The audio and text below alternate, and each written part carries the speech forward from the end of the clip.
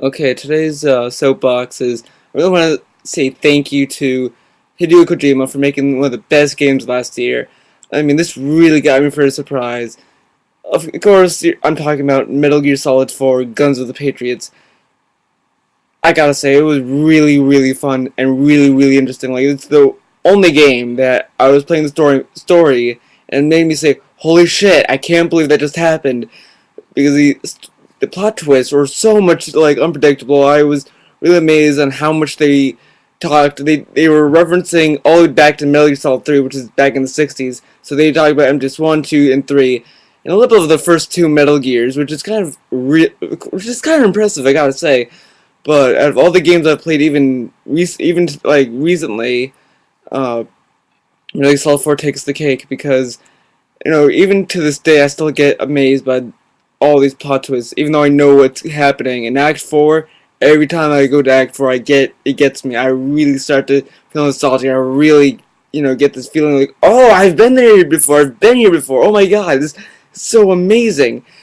But I don't get that with any other game, though. I don't get this feeling that, oh, this is amazing. Like, this is the way it's done, the way the voice actors record their voices. It was just really well done. David Hayter's best performance yet. I mean, I really liked MGS4 as a whole. I think it's really one of the best games on the PlayStation 3.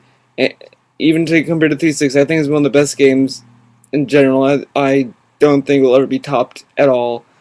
I played a lot of good games. I played a lot of them, but MGS4 gets a lot out of me. And you always say, I'm a fanboy," but I really, really got surprised by this one. I liked MGS1, I liked it 2 and 3, but 4 was just the one I kept going back for more. Like, the gameplay itself was also pretty, pretty like, in there, so I got hooked in by the gameplay, but the story alone, and for it to just get me to be shocked, where I'm like, oh, that happened, and it gets to the point where I'm always surprised, even though I know the story inside and out. It just gets there, and I really do. I really will miss the Solid series, though. There will be other Metal Gear games, but none like the fourth one. So, if you want to PlayStation 3, I definitely recommend buying it. These cutscenes, the length is typical, so it's just there. I don't really see the cutscenes being a thing that's anchoring it down because it needs those cutscenes. If they shortened those cutscenes, it probably would not have gotten me the way it did because it reaches to me so like it hits me right where I don't expect it because I'm really emotionless when it comes to gaming. And when I hear these little plot twists, I'm like, oh, that's expected. Like Gears of War 2, for instance, I was like sitting there expecting everything to happen, and it did happen. But with MGS4, everything I expected to happen did not happen. So it's kind of like, oh, surprise, and it was just surprising to me, and that's what a story should do: is surprise you, not you have these typical plot points.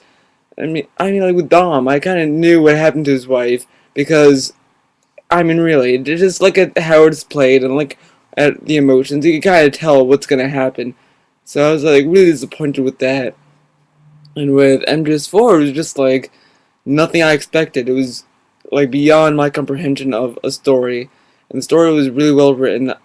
I gotta say, it was one of the best stories I've seen. It's like reading a book or going out for a movie. It's just like watching a story unfold, and you really want to know what happens to these characters. And the gameplay also complements it in a way. So I just want to say thanks Kojima for making such a great series, and I'm kind of happy you finished the series as well because I really can't see you doing a fifth one. So I say it's worth whatever it's worth now. I say go buy it. If you don't have a PlayStation 3, I say this one definitely pushes the question of is it worth the PlayStation 3 because it at times it's yes, and at like a little bit of time it's like no, it's not worth it, but like 90% of the time it's worth a PlayStation 3. So do yourself a favor and buy the PlayStation 3 or just buy the game. Okay, just buy the game. If you own one already, you owe yourself, and you will not regret it unless you are an idiot.